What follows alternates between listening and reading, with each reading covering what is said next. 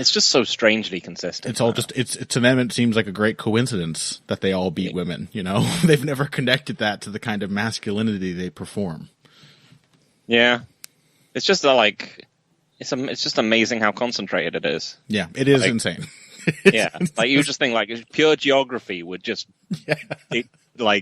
cause these guys to spread out more often. You'd get like some over here and some over here and some over here. And no, it's like just no. This is the evil team full of. Doesn't it make you like Alistair Overeem more too? Because like he joined that camp for like one fight, and everyone was like, "We all hate Alistair," and he left. Yeah. He must be a cool guy, you know? Yeah. I mean, like, maybe that was another one of the things that made him learn how to be a good person. He just went into, the Black Zillions, and it was just a, like, den of horror. Yeah. And he was just like, it was his, like, Christmas Carol moment. Like, he got visited by the, like, the days of, like, the ghost of MMA future. Just a fucking Colby Covington with like a wreath of olive leaves around his head. Yeah. Maybe I come to warn you, fucker. Yeah.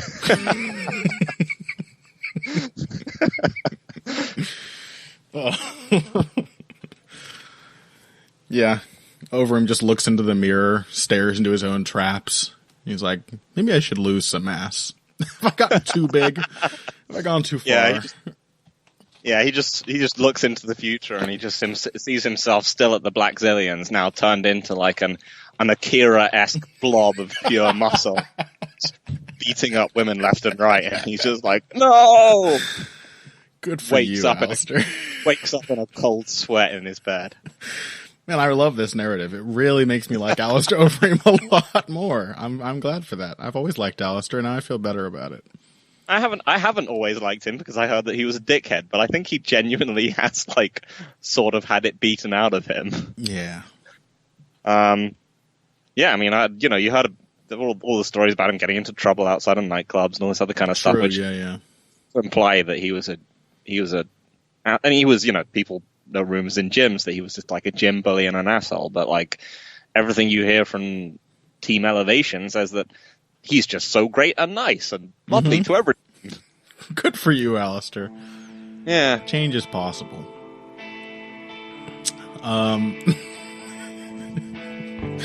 Okay. Well, we have lots of material for a cold open, that's for damn sure.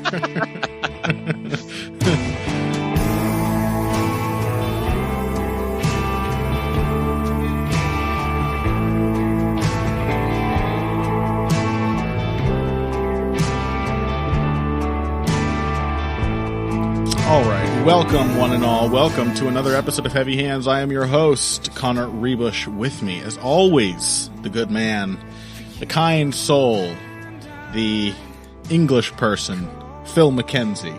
How's it going, Phil? Not too bad. Still kind of processing all the crazy shit that happened in UFC 239. Yes, a hell of a night of fights, as we were just saying. Really, really enjoyable card, pretty much from top to bottom. Like, you talked about the sad old man executions, but they were conveniently sandwiched together, one after the other. So if you wanted to, like, go out and do another beer run or something, perfect timing. You don't have to watch Gilbert Melendez and Diego Sanchez being, just sort of slowly pounded into grist. Otherwise, pretty much no complaints. Even the main event being weird and not necessarily the great fight that it could have been was interesting. So of course, just a quick rundown of what we are going to try to cover today. Next week is technically a fight card. We're not going to talk about it. There's a couple good fights on there. It's really, really thin overall. The main event is Jermaine Geronimi versus Aspen Ladd. So just so you know what we are not talking about today. Instead, we are going to be pretty much devoting all of our time to looking back at UFC 239. And that means the main event, John Jones defending his light heavyweight title against Thiago Santos, kind of. The co-main event, Amanda Nunes knocking out Holly Holm with a head kick, now having knocked out all three of the previous women to hold the women's bantamweight title. And notably, both of the women to also hold the featherweight title. Yes, she has now beaten every woman who's ever held either of those two titles in the UFC, which is quite an incredible factoid. Jorge Masvidal and Ben Askren had a fight. Nothing spectacular happened there.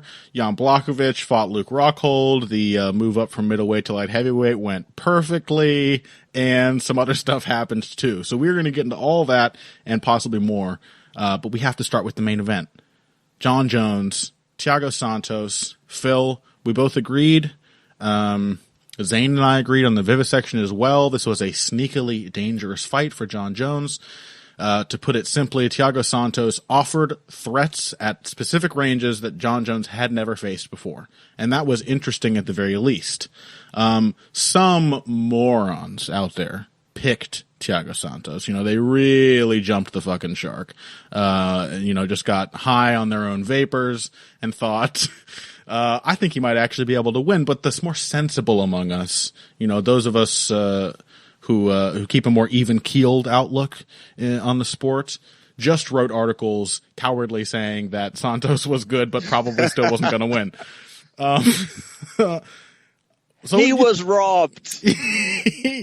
He fought a really good fight, didn't he? Yeah, it was like I cannot possibly complain about Maheta's performance. I mean, it was. I mean, between the two of us, I think we did a great job, and Zane as well, in actually like drawing out what the dynamics of this fight were going to look like. Feel good about this one for sure. Yeah. Like we swapped, we had dueling picks, and it ended up being a split decision. But B, just like we said, basically, Jon Jones is going to try and kick with people. Everyone tries to close in past his kicks. Thiago Santos doesn't have to do that because he can just trade kicks with him and win. And, Jon Jones has lots of weapons that he's not necessarily going to be able to access in this fight because he's never had to before. Mm-hmm. He's never been asked to really go into the clinch when someone isn't giving it to him. And so I think we saw, and those dynamics played out almost perfectly. And as you specifically pointed out in your article, Thiago's ability to throw return fire after almost anything really threw Jon Jones off his game. It's not pretty counterpunching, but just the willingness to throw super hard, unpredictable counters was enough to keep Jon Jones out of boxing range for pretty much 25 minutes. Yep. I think he landed one clean punch in this entire fight. Yeah, that sounds about right to me. And it was the one jab he threw. Now, there were maybe a couple others. There were a couple of instances where we still saw, Thiago Santos is still deathly allergic to pressure. So, on the flip side, there's two lenses from which to talk about this. Thiago Santos did great. I want to talk more about that. I want to talk about it also in light of his performance against Jan Blachowicz, because he basically had the same fight here. And I think in retrospect, that fight really should have cued me in more specifically to the things that Thiago Santos could do to Jon Jones. I think we saw it pretty accurately. But given someone who will strike with him at range, he's capable of fighting a really careful, controlled fight. He looked great. On the flip side, Jon Jones looked bad. Is that going too far? He didn't look very good. Do you think that his game plan was to stay at range and fight with Thiago Santos? Do you think he thought he would close the distance and take him down but got scared off? Or do you think, as I sort of tend to believe, and I think there's shades of all these things, but I kind of tend to believe that he got whacked pretty good in the first round and decided he wanted to prove a point, that he refused to let Thiago Santos beat him at kickboxing range. I think that combined with the fact that he really wasn't sure how to get past those counters resulted in the performance that we saw. Yeah, I mean, I think there's a lot of ego to Jon Jones' style. Yeah. And in some ways it makes it work, and in some ways it doesn't. Because, as I said, his style is built around the understanding that he is the best range kickboxer. Uh-huh. This is the fundamental core belief which informs it. It's that just to get past the kicking range, you need to get past the kicking range into boxing range, but then here's the clinch. All that kind of stuff. And it just asks a simple question: what if I don't need to get past kicking range? Mm-hmm. So, I mean, John Jones wasn't getting blown out of the water in those early rounds, and I think he still was. Like, he was still thinking, I'm totally going to win this fight like this. But he also was, like, realizing how fucking hard Thiago hits. Mm-hmm. That those he early was thinking, leg kicks in particular, man, he was feeling those. Yeah, because I think to adapt, he would have had to have started fighting riskier in its own way. Like, he would have really started to have to actually close in. Because if he did one thing throughout the whole fight, is that he made sure he very rarely got hit clean in the face. Yeah. He was just like, I can take anything else, I just don't want to get punched in the face by this guy. Yep. And I think, yeah, things like takedowns definitely were there, I think, from about the third round onwards, when Thiago's knee was starting to go and his cardio was starting to fail. His ability, I don't think they would have worked in the early going, because it was clear that, like, Jones just couldn't track him down. Mm-hmm. He may have improved on the back foot, but he is no pressure boxer. And Thiago's basic lateral movement, it was clear he would have ended up shooting into the fence. Mm-hmm. And any entry into the clinch, like Santos, again, he's no great counterpuncher, but his willingness combined with the speed with which he throws, like, it's dangerous even once you have tied up with him. He will throw some really powerful short shots in and around your guard as you come in. Yeah. And we saw at one point Jones decided to go for his most default clinch tactic that he still goes to every now and again, which is just to put his arms up like a zombie and try and walk into the other person. And Thiago just threw a couple of punches at him. You could just see Jones go like, nah, I don't want to do that. So, I mean, I felt like it was a strange kind of risk mitigation technique from Jones. He was thinking, okay, I can't let this guy knock me out, and I'm reasonably sure I can beat him in a range kickboxing battle. I mean, especially because Thiago kept, like, stumbling and falling and so on, that I think Jones thought, I'm doing that. Yeah, I think he was enjoying it too, though. Like, I think he was enjoying having a fight with someone who was like a cornered animal at various points. You could sort of see his confidence blooming as the fight went on. But the thing is, like, he still never got the fight under control. Like, it was the distance between his situational awareness and how he felt regarding the man he was fighting. Because as someone pointed out on Twitter, I always forget names, but I wish, so my apologies. But someone pointed this out after the fact. That's probably the first final round that Jones has ever lost. Yep. And, like, that's not a good look. You know, that my question is, you know, I feel like I understand all the possible ways in which Jones might have defaulted to that approach. What was the game plan, though? Like, what was he supposed to do? Was this what he was supposed to do to win this fight? Because if so, we really need to talk on this episode about what's going on at Jackson Wink. So what are your thoughts on that? Yeah, I mean, that's the thing, is that Jones, whatever else you say about him, he has had a preternatural feel for the flow of a fight and how to take it over late. He does not let fights slip away from him. Right. And he kind of just did. Yeah. Like, you can debate that fifth round. I don't have particularly strong feelings on who won it, but there's a serious argument that he lost it. And like you said, he's never done that before. He's never just been like, he made no attempt to change that fight in that last round. And that's bad. Like, he's never just been like, he gambled his entire championship on, like, potentially losing to, like, this 6-1 underdog. Yeah. And yeah, I don't really know what the plan is. I mean, I saw a tweet from him before the fight, of like Thiago getting knocked out sometime in his regional career or something, and John Jones just being like, "Oh, I bet he doesn't look like he's got much of a chin. I think I might get the knockout in this one."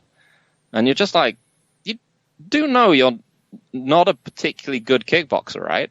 Like, Thing is, he still could have done it. Like, there were 2 or 3 moments in this fight. There was the one time he pressed forward with the jab. That was like the one really clean shot he landed, and it worked brilliantly. Thiago had no response because it turns out all of his excellent counterpunching doesn't really work that well when you take advantage of the fact that he backs up in a straight line and has no defense. Like, do what David Branch did. David Branch knocked him out. You can do it, John. You're not that stylistically limited. I found that to be very frustrating.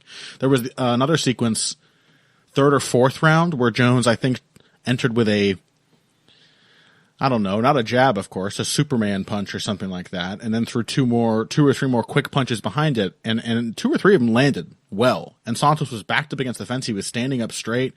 It was exactly the position everyone who's ever knocked him out or hurt him has him in when they do so.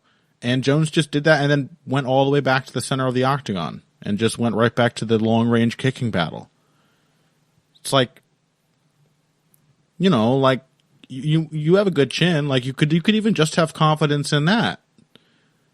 I don't know. I found it to be a very perplexing performance from John Jones and not a very encouraging one. Oh, no. Like, but, you know. So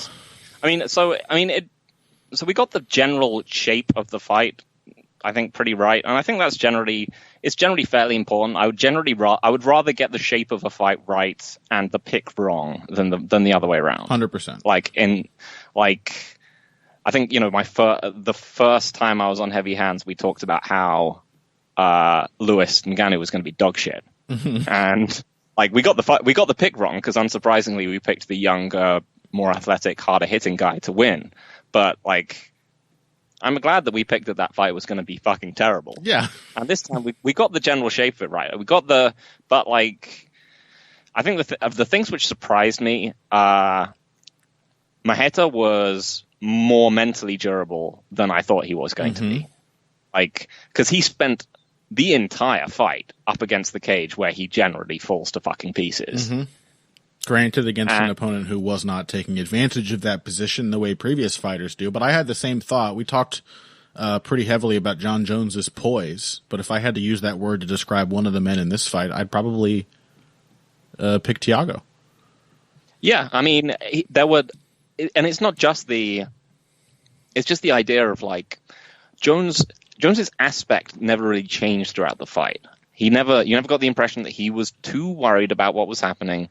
He was constantly just closing Thiago down. And for someone like Santos, who generally just knocks people the fuck out or loses or just dominates them, for someone to just take your biggest shots and just keep coming and just constantly be stuck in a place where you're just not that good, like... And your knee has just exploded. Yeah, your knee has just exploded. You are not... And Thiago Santos is not this guy. He is not the fighting hard for 5 rounds, can't stop me, mentally tough guy. There's just... But he was this time. Like, he was... Like I said, he competed the whole fucking fight. Even when his leg had gone out and his cardio was starting to fail him, he was still fucking trying to win in that last fight, still running up and throwing kicks with his busted knee. And yeah, I was genuinely surprised. He didn't get mentally drained either. He didn't start doing the same thing over and over again like you would expect. Like, he kept mixing up his kicks. He kept doing different stuff. He never fell into a predictable pattern for Jones to really key in on. That's the thing that I pointed out too in the piece I wrote last week. Like, he's quite good at mixing up his kicks and his angles and using his footwork to find those kicks at long range. He's not really a predictable fighter if you give him his space. He's pretty clever. And I really liked he was doing stuff like that little trick that Aldo's picked up. He was doing the inside low kick into the left hook. Yeah. It didn't work, but you could see it was scaring the hell out of Jones. But go. Well, I was just gonna say, I wanted to, because of course I did demand that people laugh at you when John Jones won, and it doesn't feel like it should be joyless laughter, like they should take account of the circumstances. But I wanted to give you a little more credit for what you said last week. I think it was just a passing and possibly joking remark, but you talked about how ATT is really good at fighting rangy kickboxers.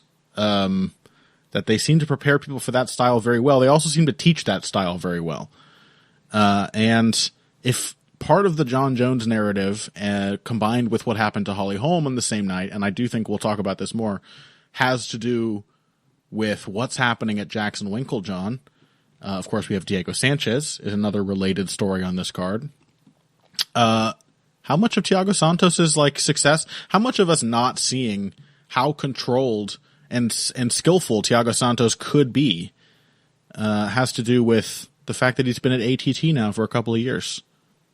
Oh, a shitload. Because to me, this feels like a very good night for Mike Brown. Oh, yes. I mean, this is the thing. ATT is just, I mean, that Fighters Award thing that they do every year, it might be trash, but American Top Team is, to my mind, there is no doubt that is the best gym in mixed martial arts at the moment. I mean, it is a terrifying place. They've because not only have they figured out like they have what made Jackson Wink good in the first place, which is that they have a huge critical mass of very good fighters who will just reinforce each other. A billion freak athletes training together. Yeah. B, they have extremely good like technical fundamentals everywhere. Mm-hmm. And C, like the machine behind that gym is incredibly well thought out, that they have a very clearly defined way of like selling the gym in other places to like casual people who want to come in and pay gym fees. Mm-hmm. Like the link between the like financial link between the professional and the amateur side is incredibly well established. So they're just incredibly successful in the from a financial perspective as well. Like they are like, yeah, the best gym in the world and not likely to be pushed off that spot anytime soon. I mean, can you imagine like what a ATT trained John Jones would have done to a Jackson Wink trained Thiago Santos? Much as I love Maheta, like he just would have gone through him like a knife through butter. Right. You have to think so, right? Like, because again, Jones, for all that this was a lackluster performance for him, it was that way because he didn't do anything different all fight. You know, like I don't think it would have taken that big of a stylistic adjustment. Again, it's fighting against type. You know, like there's a reason we thought this matchup would be difficult because he would have to make some hard decisions. He'd have to make some hard decisions when it came to closing the distance on a man who did not have to close the distance on him. But he didn't make those decisions at all. And you have to feel like if ATT could do this with fucking Thiago Santos, if, you know, like, I don't know, less than a year removed from his insane brawl with Jimmy Manuwa, they can get this kind of performance out of him against John Jones. That, yeah, John Jones probably should be capable of doing a little more himself. Yeah. But I have a feeling we'll talk more about the training environment there, at least from our outside speculative position when we get to the next fight. Did you have one more thing to say before we move on to the co-main? Yeah, so the other thing that surprised me in this fight is, so I was surprised by how mentally durable Thiago turned out to be. Mm-hmm. I was, again, surprised by how physically durable John Jones is. I mean, he is genuinely shockingly tough. Yeah. I mean, because this is similar to what happened with Moraes versus Cejudo, right? Is that the champion level athlete, whatever, came out and just absorbed a round of attritional damage from the hardest kicker in this division. Mm-hmm. And the main effect of it in both of those fights was that it tired the other guy out. And in the case of Thiago, he threw his knee or his hip or something out whilst trying to kick Jones. Yeah. Yeah, so he is insanely durable. And I'm kind of feeling like as much as he seemed to try and want to prioritize his defense in this fight, that's sort of got to catch up to him sooner or later. Because it really does seem to be the straw that's stirring the drink at this point, is just the fact that he can just shake off damage. Because when that goes, it kind of seems to go fairly quickly. Holly Holm, anyone? Yeah. Tough, legendarily tough fighters getting just fucking wrecked by single shots. Yeah, I mean, it is also another parallel that the last two really prominent greats at that camp are like two of their most renowned qualities in recent years have become their toughness. Yeah, I mean, so if I think about, and that's sort of going to combine with Jones's basic lack of dynamism in ways which are going to get him in trouble, I think. Because because I suspect, part of this whole Jackson Wink thing, and combined with Jones basically at this point, he wants an easy, fun life, I think. He likes sitting at light heavyweight, beating people who he thinks aren't particularly challenging, and, being the star of Jackson Wink. They've got no one else anymore. But I feel like his basic lack of reliable finishing tools and his inability to actually flow into what was the best part of his game are going to get him into trouble. I think there's a couple of fights. His next two fights are probably going to end up. I don't think he's going to fight Daniel Cormier. I think he's probably going to end up fighting like Jan Blachowicz and Corey Anderson. Do I think he's going to lose to those people? No. Do I think he's going to end up in long, grueling fights with them where he'll probably end up dropping a round or two each? Yes. My dude, having seen this, like, Jan Blachowicz might beat John Jones. I will not pick him, but look at what happens when people fight with Jones at range who are actually competent at doing so. And Blachowicz was arguably winning the range fight with Thiago Santos before he rushed in and got knocked out, and Jones can't do that. Yep. That was another thing. Like, Thiago can definitely. I felt like in some ways Thiago can learn from that Jones fight as much as Jones can learn from fighting Thiago, and possibly more. Like, Santos has the skill set to win that fight in a way that I'm not sure that Jones necessarily does anymore. Like, I feel like so Jones has shown in the Gustafsson fight that he's fine if he's allowed to retreat, and the Cormier fight, he's fine if he's allowed to retreat and go back and pull you on to jabs, hooks, body kicks, and just stiff arms, right? But if you can pull Jones forward and then get him moving backwards, he just scuttles backwards in a straight line. He needs to have that distance set already. Like, there were some key moments in this fight where Santos seemed to realize, like, the light bulb went off. I can rush forward. He's close enough to me that I can just rush forward throwing punches, and he can't do shit about it. He's not going to hit me back. And he was right every time he tried that. Yeah, Jones would just go back with his hands over his head to stop himself from getting knocked out. And it was the same combination was open for Thiago every time. 1-2-1 body kick or 1-2-1 leg kick. He went for the body kick most of the time because I think he was more confident being able to land it. But, like, I'd never seen much from Jones which makes me think he couldn't just do that. Like, Santos couldn't just do that again. Like, just Santos, I mean, like, Jones was not confident in his offense, but Thiago wasn't that confident in his own offense either, and he could have been. Yeah. Like, he was scared about counter takedowns and whatever, but I don't know if Jones was... Jones didn't want to go for it, like, either. He didn't want to dip his head. He didn't want to get fucked up. And one last thing I will say, like, for Thiago's like ability to kick the shit out of range kickboxers, Jack Hermansson, like, that dude's actually a pretty good range kickboxer. and Thiago didn't even actually cheat that much when he fought him by fighting southpaw. Like a lot of it was orthodox. Yeah. He also got taken down by Jack Hermanson, who grappled competitively with Jacare Souza, I may remind you, and almost submitted him, and reversed him and got out. So, in fact, Thiago Santos is the fucking GOAT, and we've all just been overlooking it all this time. But really, like, this was a release of unfulfilled potential from Thiago Santos, and I hope he takes it that way. I hope he now has probably the next 2 or 3 years of good career that he has left to him, if that, and turns into a really good fighter, because he clearly has the potential.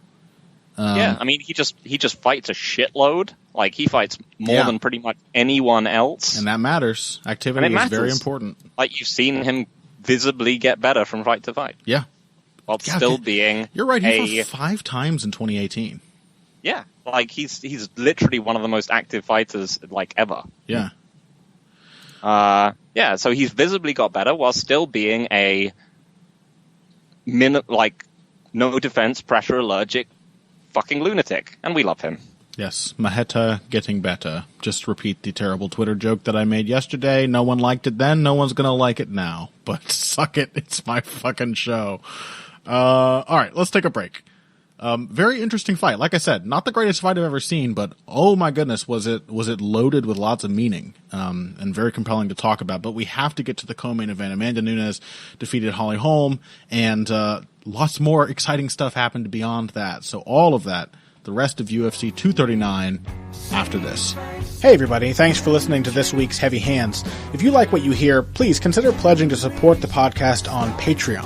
Patreon is basically continuous crowdfunding. You sign up to contribute a certain amount per month to help us with production costs and the like, and in return you get rewards ranging from a mention on the Heavy Hands website to a question or topic of your choice being discussed on the show. We have a lot more in the works to reward you for your help, and we appreciate every contribution. No amount is too small. Just head over to patreon.com and find how you can help out, the only show dedicated to the finer points of face punching. Now let's get back to it.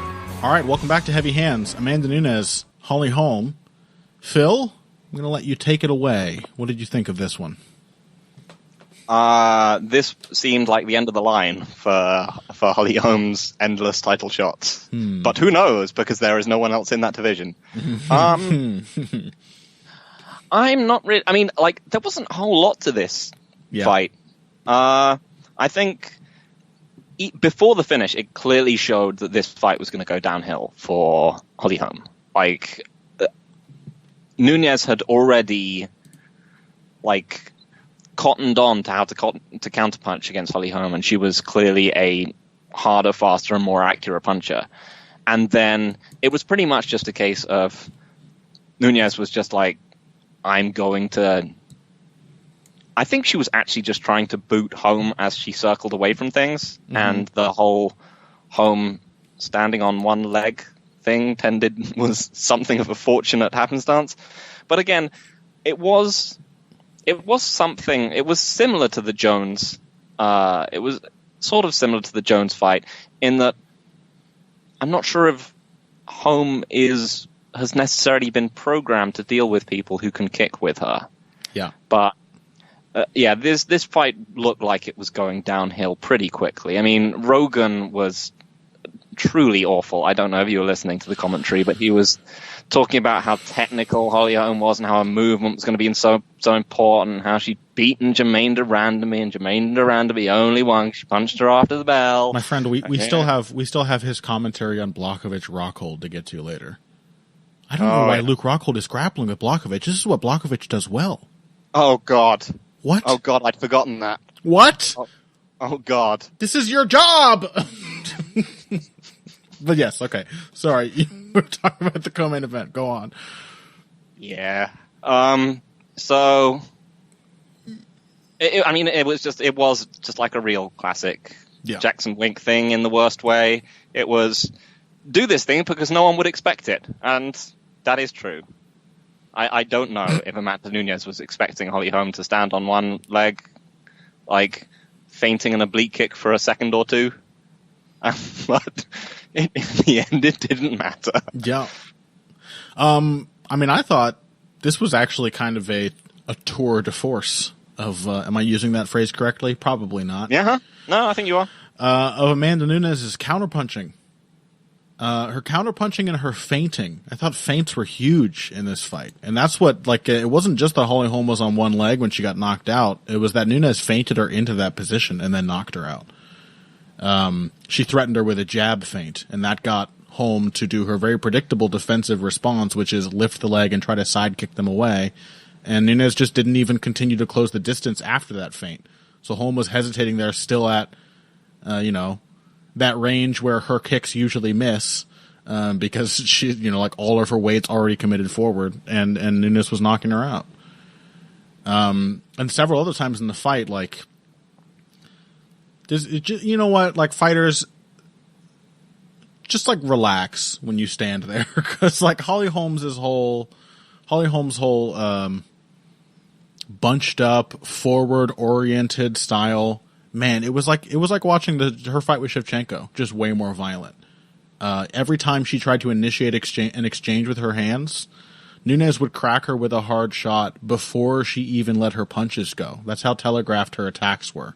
How telegraphed her every attempt to close the distance was. Whereas Nunes was just like floating in and out right on the edge of range really well, all fight long. And I think really she just looked like she was way quicker. I'm not going to say that there was there's some incredible technical ability here, but like in application, Nunes feinted Holm out of position and she was way quicker. And so that was basically all she needed. Yeah. That's pretty much it. It was just it felt like an inevitability when it happened. Mm-hmm. Like, you just saw how much, like, Holm was already, like, the narrative of the fight was starting to slip very, very quickly. And I think this happened in, like, a few fights. Like, and again, like, Rogan was super bad, like, in this guy. He really is just getting worse. Yeah. But, like, the Allen Melendez fight was just strange as well, because they just had a few like relatively even exchanges where probably Allen landed the stronger counterpunches and then backed Melendez off, and like Rogan was just talking about like, how is he going to beat Melendez like this? He's just getting pressured. He's fighting Gill's fight. It's just like, what are you watching? This is not good. But what was he saying? Yeah, what was he saying in this fight that was like so egregious? I didn't really. He was just talking about, he was just yammering on about how technical Holm is, and how this is why this is such an exciting fight, because she's so skilled. And technical is when you hit your opponents and it doesn't hurt them. Yeah, like basically. And he was like, she's going to be technical, and she's going to be able to, not have that brawl that Nunes thrives in. I was just technical literally just means doesn't have power, and brawler literally means hits hard. That is Joe Rogan's. That is what he means when he says those things. Because technical generally just means running laps of the cage. Yes, but there is no universe in which Holly Holm is objectively more technical than Amanda Nunes, where her technique is better and sharper and more consistent. You know, like that universe doesn't exist, and so I don't fucking know. Nunes is a fucking brawler, I guess, because she can actually hit people and she can also fight going forward, and Holly Holm literally can't. Yeah, not to slag off Holly Holm, by the way. This is the problem. You get into these narratives and it makes Holly Holm the villain, and she's not. She's very sweet. She seems like a great person. Like I like a lot of the fighters at Jackson Wink, but it's it just is what it is. That is an objectively outdated striking style, which just isn't going to work anymore. Yeah. One other thing, because we did talk about this in our preview, and there's not much else to cover here, but Nunes did successfully thwart Holly Holm's few attempts to clinch with her. Yeah. Which is maybe speaks to the fact that Holm isn't a fantastic clincher, but I think she's been working on those skills. I think it speaks to Nunes' awareness and preparation. I think she knew what Holm was trying to do, and she looked like she had very carefully prepared to make sure she gets her hips back, she gets her head in there, wedges it in for leverage. she gets her hands inside and she breaks. Pretty much, I think 2 or 3 times that happened. I mean, I think she has generally been good at that. It's just that when in the past it's just been something you've been able to do. If you've been able to do it consistently against her, her arms get tired. She's always been good at framing and pushing out and breaking off and stiff arming the other person out. But it's just that when she's gotten tired, it's tended to get to her. But in this fight, it just became very apparent that she wasn't going to have to do that for too long, because even if Holm had a nominal cardio advantage, she was going to have to leverage that past getting punched in the face a whole bunch of times. Nunes, there were absolutely no safe zones or safe actions for Holly Holm in this fight. You know, we've used that parlance before, but like Nunes had every angle covered. When she would feint and Holm would go for that long kick for like 2.5 minutes, Nunes would just back off so that Holm was not going to be able to hit her. And then the last time Holm did it, she kicked her in the head for doing it and knocked her out. When Holly Holm retreated, Nunes kicked her. You know, she used that front kick of hers really, really well to catch Holm every time she tried to get away from an exchange.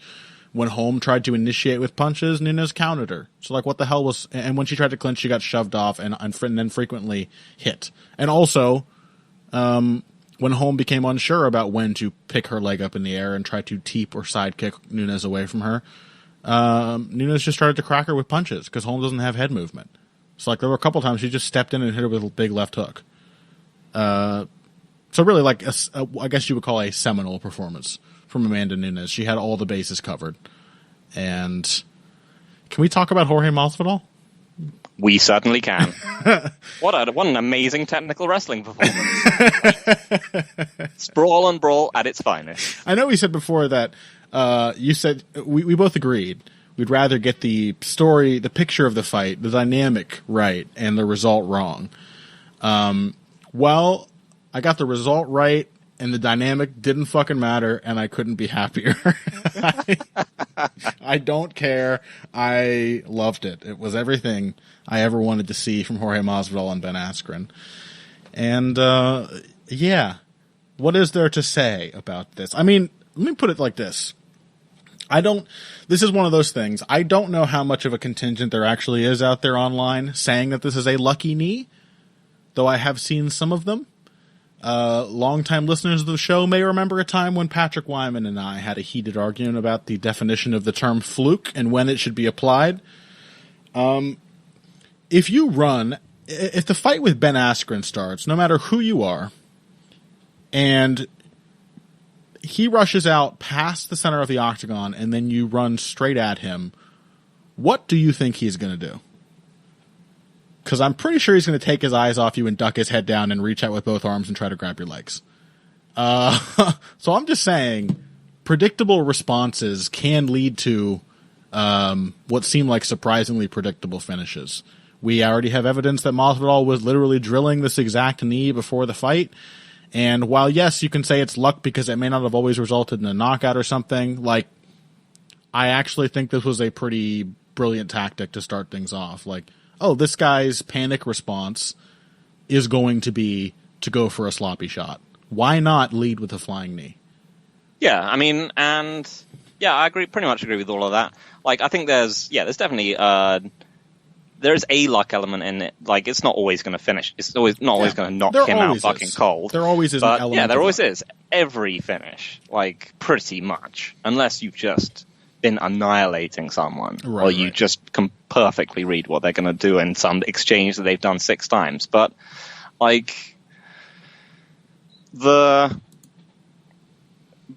mean, it spoke to the fact, a couple of things, I think. Masvidal did that not because he was like, oh my god, I'm desperate, I need to finish this guy because he's such a good wrestler.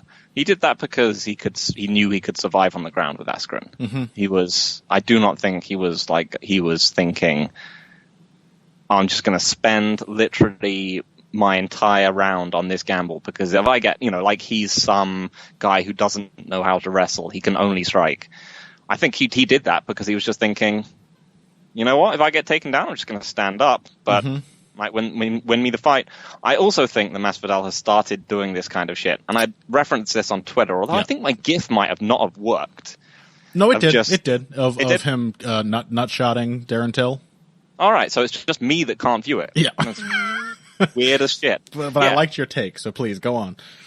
That he's had a tendency to be, Jorge Masvidal, the ultimate sparring partner who accepts the fight that you give him and just fights really hard in that area, and that he wants to shock himself out of being in sparring mode. He doesn't want to be. He wants to immediately jumping into cold water. He wants to make sure that he's not dropping into some low risk, low reward kind of, we're just going to exchange for a while kind of thing, right? And get dropped at the beginning, all that kind of stuff. He wants to literally jump right in now. And that's why he's doing flying dick kicks and or flying knees at the start of the round. Yeah, I think you might be right. I mean, it's a small sample size. It's 2 fights in a row he's done this. And even in his other performances recently where he has been markedly more aggressive, he didn't do that. But it makes sense to me. Did he? That's the thing now. I'm now wondering. He didn't against Donald Cerrone. Okay. He started that one fairly slow, actually. Cerrone landed the first several shots before Masvidal started countering his kicks. He may have against Jake Ellenberger done something crazy. Yeah. But it doesn't sound wrong to me at all. We have definitely seen Masvidal making a more concerted effort to fight more aggressively, to keep a pace in his opponents. In his own words, that's why he made the permanent move up to welterweight. He wanted to have more energy to be able to keep a pace on his opponents for 3 rounds or 5 rounds straight. And yeah, him running out and either kicking a much taller man right in the dick or knocking out a wrestler in the first 2 seconds of the fight certainly sounds like the action of a man who is really trying to make sure he stays aggressive throughout his fights. So yeah, I like that theory because it's been a serious problem for Masvidal, and it's, other guys like Donald Cerrone, we've had more than one discussion on this show, I think, about the tactics fighters may try to use to sort of trick themselves out of slow starting.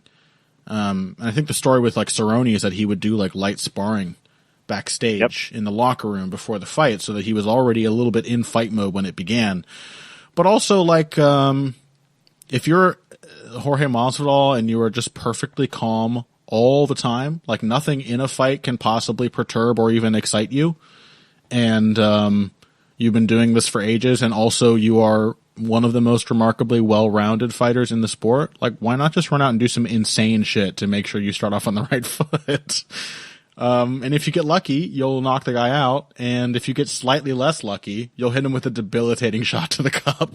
So it all works out. Yeah, Jorge Masvidal fucking rules. And I just want to underscore that I love seeing him become a late career star. And it's not just he's a guy who's been grinding away doing the same thing forever. He's been really good for basically ever. But he has actually found new angles in his fighting style to exploit. So he's developing into a fighter that can be a star. And I like that, man. He's awesome. I love all the shit he talked to Ben Askren after he lost. I don't give a fuck. I don't think it's rude now that he's made his point. I also don't think you have to lavish praise on Ben Askren for having some humorously humble remark. What else is he going to do, people? You'd be a moron if that happens to you and you're like, boo, rematch. This guy, you know what I mean? You got to be humble. That doesn't mean he is humble. So, well, as someone I think on Twitter showed, Askren's corpse did have its thumb up. Yeah, I saw that. Early stoppage, run it back. Yep. Yeah. So there's not much more to say about that. Jorge Masvidal did what he meant to do. I mean, I guess I in the back of my mind, I may be a little disappointed I didn't, but not really. Nah, it's fine. No, that was hilarious. Yeah. There are a few moments in MMA which give you as much of just a gut laugh as watching Jorge Masvidal sprint across the cage like a guided missile, and watching Ben Askren and I know do the Joe Warren. I know you're not in favor of it, Phil, but this and the backstage assault of Leon Edwards they both have in common the fact that anytime you see Jorge Masvidal clasping his hands behind his back, you should run the other way. Some terrible shit is about to happen. That just gangster fucking pose, with the smirk on his face. Man. Masvidal rules. Ben Askren probably still drooling. Let's take a break. When we come back, Jan Blachowicz, Jan of Rivia, popped a cat potion, cut the lights in the arena, and slit Luke Rockhold's throat in the dark. And some other stuff happened too. Cheeto Vera. It was a good night for my faves, man. And we'll get to all of that after this. Financial support is fantastic, but there are other, even easier ways to support Heavy Hands. Perhaps the best is by spreading the word. We know our fan base. You're all cool, popular people with serious social media presences. You're tastemakers and trendsetters. Okay, there are one or two of you that don't fit that description. You know who you are, but no matter what, you can always help us out by telling folks about the show. And you can also give us a positive rating and review on iTunes and Stitcher, things like that. We rely on word of mouth and positive feedback to grow and improve, so thank you very much for your time and your help. Now, back to the show. Welcome back to the show. Light heavyweights. For the first time ever, Luke Rockhold stepping into the ranks of 205, immediately fixing all the problems that he had as a middleweight. None of the same exact things happened. And I don't know, Phil. I thought that maybe a larger Luke Rockhold, it would be less satisfying to see him brutally knocked out, but I actually still enjoyed it quite a bit. Largely because it was Jan Blachowicz doing it, and let me just say, Luke, this sort of parallels the main event to me. Luke Rockhold obviously has a lot of parallels with John Jones. You know, the sliders are in different positions, but their categories of strength are pretty much exactly the same. Rockhold is maybe a more damaging kicker at long range. He actually has a counterpunch, and John Jones can't counterpunch really. Although he did hurt Lyoto Machida with a counterpunch, and I'm still getting over that. Rockhold not quite as good as Jones in the clinch, but he is even better on the ground. Stylistically, they have a lot of the same strengths, a lot of the same limitations, and Jan Blachowicz kind of in a similar position as Santos was against John Jones, that he was more dangerous to Luke Rockhold at range than almost anyone else Rockhold had fought on the feet. And Rockhold chose the opposite tack of Jones. Instead of staying at that range, he chose to dive in and try to take Jan Blachowicz down. And the first thing I want to say, before we talk about the knockout or the move, the weight change or the chin or whatever, is that I severely underrated the quality of Jan Blachowicz's clinch wrestling going into this fight. That is a phase where I thought, even though Rockhold, he doesn't have a great shot and he's not the greatest clinch wrestler, he's pretty good there. And I thought he'd be able to get Blachowicz down. But ever since that first loss to Jimmy Manuwa, Jan Blachowicz has clearly been working on his clinch wrestling. He has been working on gaining wrist control. He's been working on securing his head position. He has been working on changing levels to match takedowns. Most importantly, he has been working on waiting for his right moment to pummel and then using the underhook he has now gained to change the position and get out. And so Luke Rockhold was completely stymied by Jan Blachowicz in the clinch. That was something I didn't see coming. Yeah, I mean, this did feel like an example of something that we do see with like weight class changes as well. Like, I think it wasn't just because Jan, you know, his problem has often been sort of similar to Nunez, who we were talking about earlier, that he can wrestle at the beginning of a fight, but he can't necessarily wrestle as the fight goes deeper. But what we saw in this fight was Rockhold making, I think, a common mistake when people move up a division, which is that they feel better, they're no longer cutting insane amounts of weight, and they fight like they've got infinite cardio. They expect to still have the same strength advantage, perhaps, that they enjoyed in their previous division. Yeah, exactly. But they are neglecting the fact that they are up against they are now up against the Derek Lewis differential. Yeah. Yes. That like they're just like, I can blow energy on inefficient techniques because I have an infinite gas tank now. And they're trusting to be as strong or stronger than their opponents, like as they used to be. And we've seen this with obviously Conor McGregor to some extent against Diaz, but also I think Kevin Lee against Rafael dos Anjos. Definitely. Because that's a very different fight to the one that Colby Covington fought him in. He just kept going for pretty similar techniques to the ones that Rockhold was going for against Blachowicz. He was like single legs against the cage, stuff which is really hard to finish in MMA. Yeah, no kidding. Like, just not gonna it takes a lot of effort to get someone down like that. Single leg against the cage is like a guillotine, like incredibly common. Actually very good, but usually not done well enough to work. Yeah, I mean, and it's one of those things where it's, in some ways, it's better as a transitional technique than it is as an actual, like, oh, this is going to get me a finish. Rarely are you going to actually get a single leg. What you might be able to do is, let go of it and come back up with punches, or maybe get them to shift their base enough that you can go for the double or something along those lines. Yeah. But that's what Daniel Cormier is always saying on commentary. He's like, no, if you have a single leg, you have to be making them work for balance. Like, most people in MMA just end up grabbing the single leg and then stalling out. Yeah. And so you could really see Rockhold doing that. I mean, Rockhold's pace in general, it was like watching Rockhold when he first fought Jaguar Souza. Like, It was just like, just a young man who just thought he could fight forever. And it was just, you could see towards the end of that first round, he was really fucking tired. I think he took all of our middleweights to just go up and dominate, let heavyweight talk a little too much to heart. That was one of the more hilarious things about just thinking about it. Can you imagine seeing like this perennial, not great journeyman going up, like Anthony Smith? He goes up, Thiago and Santos. he gets a title shot. And you're like, that guy wasn't a good middleweight. Then Thiago Santos goes up, and he gets a title shot. And you're like, that guy wasn't a good middleweight either. I was the fucking champ. And then you go up, and you fight one of the guys that lost to one of these dudes by stoppage, and he just clobbers you. Like, oh, the story is too good. It's too good to be true. It was kind of beautiful. It's really the most crushing result possible for Luke Rockhold in that context. So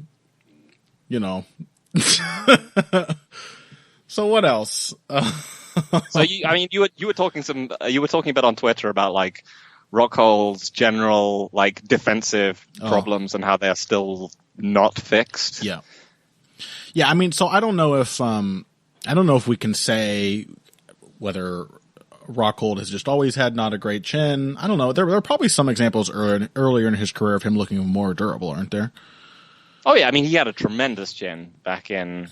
Yeah, I mean that fight with that first fight with Jaguar, he just takes a ton of punishment. Yeah, like, but he just marches through it because he's just convinced that it's a very Gustafsson Jones kind of performance where he just takes punishment. He's just like, it doesn't matter. I'm just going to kick you in the body, like because I don't care. So he was confident. He has clearly lost some of that confidence now, having been knocked out in unbelievably brutal fashion. And everyone says this every time he gets knocked out, but Luke Rockhold is a magnet for coffin nails. The follow-up shots this man eats after he's been knocked down are the most brutal each time. Each time it's like, oh, it can't get worse. The Romero uppercut, he provoked a rage in Jan Blachowicz I didn't know existed. He had him standing over him, driving his head to the ground with a fully extended straight left, roaring as he was just lying on the ground with his eyes rolled back in his head. So, I don't even know why I brought that up. I just like to think about it. But there's a question, did Luke Rockhold, did he leave his chin at 185? And I think I raised that idea last week. Has he been cutting weight for too long? Has he been getting knocked out too many times now? Has he been diminishing himself so badly that now there's really no saving him going up to 205? And I don't really know how to answer that. Because, I have a horse in this race. Like, I have my feelings on weight cutting. It's pretty hard to speculate fairly on something like that. But what I can definitely say is that Luke Rockhold's defense is a bigger problem than his durability ever has been. Like, his boxing defense has not improved at all. It's still terrible. And the one specific thing I pointed out on Twitter that you were talking about is that he has a really bad tendency of watching his opponent's hands when they try to strike him, which, like, if you've ever had your first sparring session, this is something you're familiar with. Someone sticks a jab in your face, it doesn't land, and then you just watch that jab return back to their left shoulder as the right hand is coming to crack you on the chin. You get distracted by the stuff that's in your face when you really should be looking past it, keeping your eyes on the person who is trying to hit you, because the hand is not trying to hit you. The person is trying to hit you. And when Yoel Romero knocked him out, he set him up with that left straight to the thigh. So Rockhold was busy looking down, watching for where Romero's hand was going to go when the straight left caught him on the chin. And here, Blachowicz just touched him with a throwaway right hand on the clinch break. And Rockhold's eyes were fixed on that right hand as the left hook crashed into the side of his head. And, like, that's probably a problem that a lot of people who are susceptible to left hooks have, is that they just get feinted. Their attention is diverted by feints and combinations. And that's the thing with Rockhold, is like more than one layer into he can deal with single strikes. He can get out of the way. He can counter them. He spent a lot of his career doing that successfully, but one layer past that first move, he's too fixated on the first move still to react effectively to the next one. And I think we see that every time. If Rockhold is called into an exchange, he loses it every time. And yeah, we've talked about, the whole keeping your hands up thing, but it really wouldn't hurt for him to occasionally raise his right hand, just once every now and again. If we're talking parallels between him and the other guy who had a perhaps uninspired performance at 205 this evening, John Jones keeping that tight guard legitimately saved him many times. There is no reason. I'm the biggest anti-hands up guy in the world. I think it's usually the dumbest and laziest advice that any jackass can offer without having to know anything about what's happening in the fight. But there is no reason not to keep your right hand by your chin. Or if you're Rockhold, your left hand. There's no reason that your back hand its default position should not be a defensive one. And Rockhold doesn't even do that. He keeps his hands at his nipples. He walks around with a terribly low guard. Yeah, if you are literally scooting backwards, if this is, if you're exiting a clinch or something, I know his posture was kind of wrecked when he was coming out of that clinch with Blachowicz. It was, he was stumbling backwards as he was Maybe he hit. Shouldn't have done like a one-armed John Wayne shoulder throw. Yeah, he was clear. Again, like you could see him. He looked like he didn't know where he was in the power versus cardio equation, because he was just like, can I just hit this whizzer trip on this guy? He tried to redneck judo him. He thought he was Tim Boach. Seen Jan Blachowicz? Yeah. I think I just had a brief check, and I think it was the Cummins fight, which was Blachowicz's worst wrestling performance. They were, I think, and together with the Gustafsson fight, they were pretty much all open ground counter double legs, or, that kind of knee tap, Metzger, high crotch lift thing that Gustafsson does. Like, none of them were clinch wrestling exchanges by the cage, which was what Rockhold blew his entire gas tank going for. Yeah. So, yeah, this was real bad from Rockhold. And it was great from Jan. Yeah, I mean, I will, again, the Jones parallels just keep popping into my head, but like, Jones's arrogance, or whatever you want to call it, was way better, even in his lackluster performance, was way better fixated on way better directed than Rockhold's was, because Jones was too arrogant to let himself walk into exchanges and get hit. Somehow Rockhold is still arrogant enough to think that he can walk into exchanges and beat people like that. That he doesn't have to have his guard up. He still seems to think that he can stand in the pocket and trade with people. And And he needs to fucking fix that boxing, dude. Before you can do that, you need to fix that boxing game. And I don't know if there's time at this point, honestly. I have no idea. Although I will say, I don't think this doesn't say anything about Rockhold's chances at 205 to me. Like, it's a bad learning experience.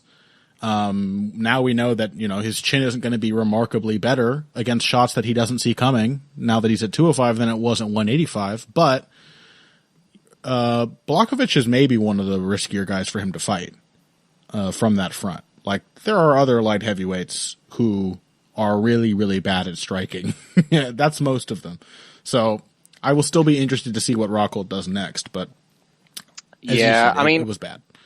Yeah, I think one of the problems is that when you're expecting like a physical improvement from someone, the main thing you got to ask is, like, how old is this guy, and how old are they in, like, not necessarily real terms, but how old are they in cage terms? Mm-hmm.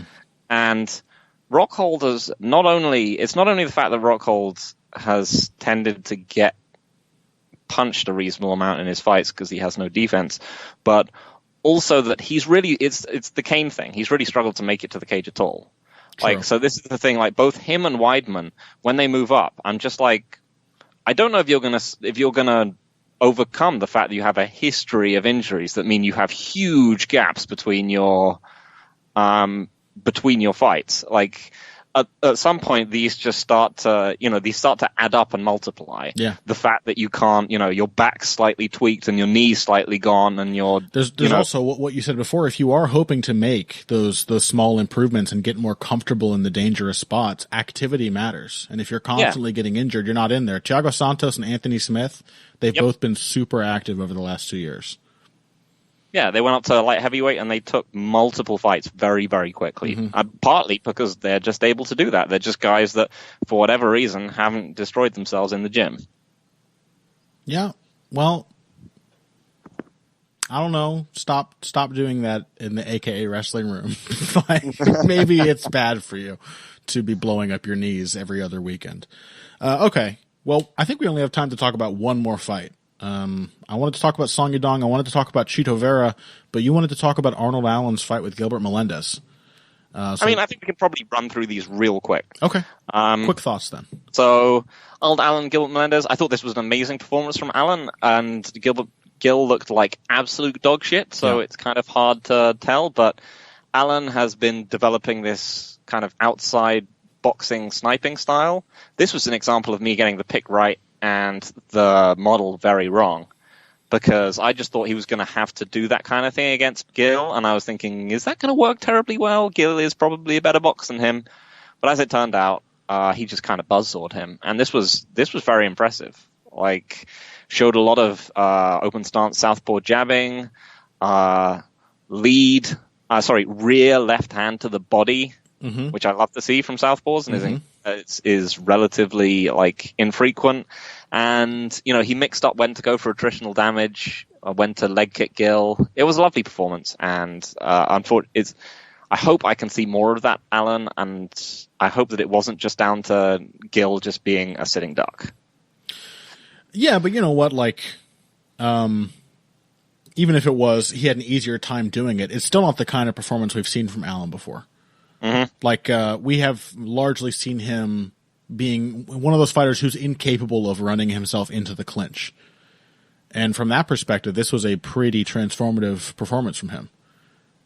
He did a fantastic job of keeping an opponent against the fence and not overcommitting. So he was maybe given, like, this was a scrimmage version of fighting that style, as opposed to a really challenging fight, because Melendez just could not resolve the situation. But,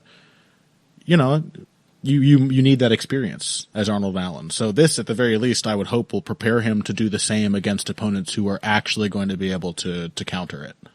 Yeah, I mean, hopefully it's just another tool in the tool set. Like, you can fight a long range sniping defensive wrestling fight, you can scramble with people, and you can have firefights. All good stuff. He tried to do the Billy Ray Saunders thing at one point too. Something tells me he's been watching some boxers lately, because at one point in the first round, I think Melendez missed a big right hand, And Allen tried to do the where did that go? Look to the side move. So a little swagger as well, beating up an old man and being very smug about it. Yeah, it was a great performance from Allen. Sad to see Melendez fallen as far as he has, but there's a reason I picked Allen in this fight. Gilbert is very old and very worn at this point. Okay, Chito Vera versus Noelin Hernandez. Is Hernandez another AKA guy? Might be. Okay, so in 2 more fights, he is going to become crippled. Will be a broken man soon enough. But do you think I could become rich, Phil, if I were to just live bet on Chito Vera's fights and wait for the line to get to plus 500 after the first round and then put my entire life savings that he's going to finish his opponent in the next round? Because it feels like I could. This was such a fucking Chito Vera fight. Is there any more reliable comeback fighter? Darren Elkins is known for comebacks, but every single fight, Chito Vera sometimes gets dominated in the first round, gets nothing done. Wait a minute, didn't he did something different here though, right? He won the first and then he won most of the first and then he started getting fucked up. Yeah, he's been starting more aggressively. He was caught off guard because Hernandez hit him with a reactive takedown and then started to beat him up on the ground. Oh yeah, that's what happened, right? He was beating him up for most of the first round and then Hernandez just took him down, and honestly, they were, again, more bad commentary. They were rabbiting on about the huge shots that Hernandez was landing on the ground, and they just weren't really landing. Yeah, there were some good ones, but Chito was also very aware and was moving with most of them. Yeah. Yeah, and then he reached his Chito Vera insecurity limit break and then just fucked him up. He reached the Lionheart threshold. Yep. And turned it on. You were saying before, what is Chito Vera good at? And is there any particular thing he's really good at? But I will say, I love that he has now added a savage left hook and left uppercut to the liver to his arsenal. Because I think that's a really good leading shot in MMA. I for whatever reason, the Prince Nassim leaping uppercut that Conor McGregor likes to use became a staple MMA technique before this, but there was a time in the older boxing era where that was a really, really common move. You would just be at range, you would feint or slip your head offline, and you would just come straight in with a big left hook to the body. And it's actually a pretty hard shot to counter. Unless you're ready. It's pretty tricky. The other advantage is that you can cover distance with that strike, and in MMA, it gives you a built-in answer to the takedown. Mm-hmm. You've already got the underhook. Exactly. It puts you. It hits the person in the body or the head if they're changing levels, and you've got your arm in a position for an underhook. So I think it's actually a really clever way to close distance, and I don't know how deliberate it was, but after he got up from the takedown at the start of the second round, that was what he started to press Hernandez with. He hit him with the left hook to the body, then another one, and then he ran forward and hit him with a flying knee. So, I would also like to shout out to Chito's increasing weird transformation into looking like one of Christian Bale's method acting performances. He really starts to look more and more like Christian Bale every time, like a weird, tiny, version of Christian Bale. All right. I don't know about that. We're going to have to update you on next week's episode if I agree. I'm going to have to spend the next week holed up in the basement just looking at photos of Chito Vera over time for comparison. But yeah, an extremely Chito Vera performance. This is why I love him. He is predictably very fun every single time. Final few words. Song Yadong knocked out Alejandro Perez. What is there to say? Song Yadong is scary good. He's pretty quick. I mean, it was not a performance where he is in that somewhat precarious position where this doesn't tell me anything new about him at all. Had he not knocked out Perez in the first round here, would he have still been really gassed and struggling in the third round as he was against Vince Morales? That's still distinctly possible. I don't know. Yeah, that's true.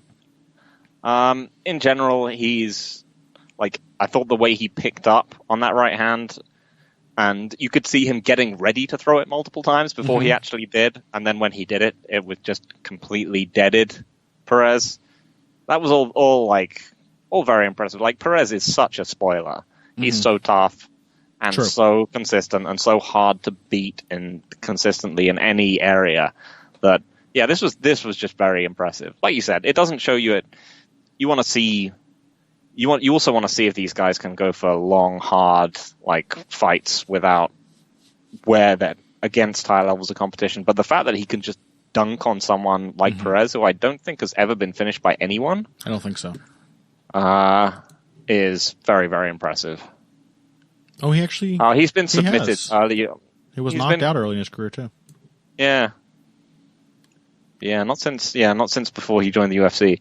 I mean, in general, I think I was saying before we started recording that there were a lot of fun MMA native kind of prospects on the early card here, and we saw them doing MMA prospect type things. You know, we saw Edmund Shabazian, who is apparently a good boxer, although I've never actually seen him do much boxing in the UFC in his career thus far, like taking out Jack Marshman with wrestling.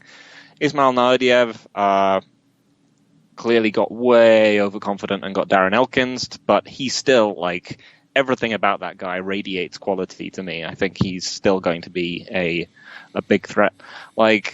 There's a lot of guys which are very promising looking forward, I think. And one other thing that ties it all together in a nice little bow, we talked about Masvidal's penchant for catching and countering kicks. Song Yadong just waited for that lead kick of Alejandro Perez and ran him right through with a lance of a right hand, and I would like to see more of that in MMA. I think there are still far too many fighters out there holding to the outdated Frank Shamrock idea that the inside low kick is the jab for MMA, that it's like a jab, and it is not like a jab. It is way riskier, and I think a lot more fighters going forward should have it baked into their heads that when someone throws a lead leg low kick, without thinking, you try to nail them in the chin. You throw a straight right hand at their chest and try to catch them on the chin. So yeah, at the very least, it didn't look like a decision that Song Yadong had to make. It looked like good training taking over. So he may still have some lessons to learn, some problems to solve, but super athletic, very dangerous, and well-schooled is a terrible combination for spoilers like Alejandro Perez. And that's UFC 239, folks. It was quite a good card, but as a night of fights, it was pretty damn spectacular. We saw some shit we'd never seen before. We had some narratives and some theories vindicated, and lots more stuff to talk about. And next week, some fights are happening. We're going to talk about those in retrospect, perhaps, if any of it turns out to be actually interesting, which I think some of it will.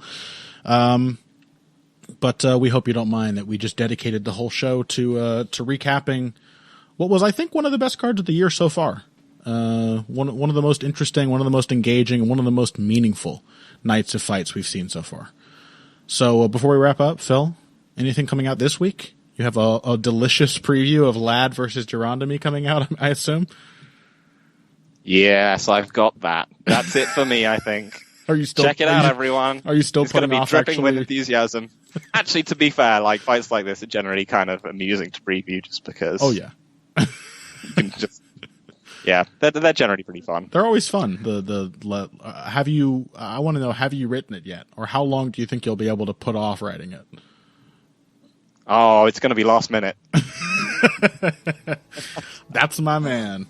I'm not sure what I'll be doing this week. So I think that's what I usually say these days. But I did write that Thiago Santos article last week. If you haven't seen that yet, you may yet find it interesting in retrospect. It laid out because it completely defines how the fight was going to go. Yeah, pretty much. It laid out the three key stylistic problems that Jones would have with a fighter like Santos, and he did have them. So go check that out. It was called Why Thiago Santos Might, but Probably Won't Beat John Jones. And you can find that and Phil's previews with David Castillo on bloodyelbow.com. All of our other shit there as well. Check out the Heavy Hands Patreon. Check out Heavy Hands on YouTube. Subscribe to the RSS. Blah, blah, blah. Leave us a rating and a review on iTunes. Wait, it's not iTunes anymore. In fact, I think they're getting rid of that altogether. I don't know. Keep listening to the show, and thank you for having done so for so long. We'll talk to you guys next week. Until then, if you came here today for the finer points of face punching, you came to the right place. This has been Heavy Hands. Fuck, I forgot to say our Twitter handles, Phil.